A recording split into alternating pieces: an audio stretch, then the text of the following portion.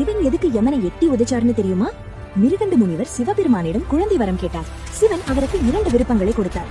முட்டாளாக 100 வருடம் வாழும் மகன் வேண்டுமா, அல்லது அறிவும் பக்தியும் கொண்ட ஆனால் வெறும் 16 வருடம் மட்டுமே வாழும் மகன் வேண்டுமா? முனிவர் 16 வயது மகனையே தேர்ந்தெடுத்தார். அவன்தான் மார்க்கண்டேயன். மார்க்கண்டேயன் ஒரு தீவிர சிவபக்தனா வளர்ந்தான். நாட்கள் ஓடியது. விதிப்படியே அந்த கடைசி நாள் அவனோட 16வது பிறந்த நாளும் வந்தது. பெற்றோர்கள் கதறி அழுதார்கள். ஆனா மார்க்கண்டேயன் பயப்படல. நேரா திருக்கடையூர் சிவன் கோவிலுக்கு போனான். சிவலிங்கத்தை இறுக கட்டி பிடிச்சு தியானம் செய்தான். நேரம் முடிந்தது. உயிரை எடுக்க யமதர்மன் எருமை வாகனத்தில் வந்தாரு. வா போலாம்னு கூப்பிட்டாரு. ஆனா மார்க்கண்டேயன் லிங்கத்தை விடவே இல்லை. கோபமான யமன் தன் பாச கயிற்றை வீசினார். அந்த கயிறு மார்க்கண்டேயன் கழுத்தை மட்டும் இல்லாம அவன் கட்டி பிடிச்சிருந்த சிவலிங்கத்தையும் சேர்த்து இருக்கியது. லிங்கத்துக்குள்ள இருந்து உக்கிரமா வெளிப்பட்டார் சிவபெருமான். ஏன் பக்தன் மேலேயே கயிறு வீசிறியான்னு சொல்லி யமதர்மனை தன் இடது காலால் எட்டி உதைச்சார். யமன் அங்கேயே சரிந்தார்.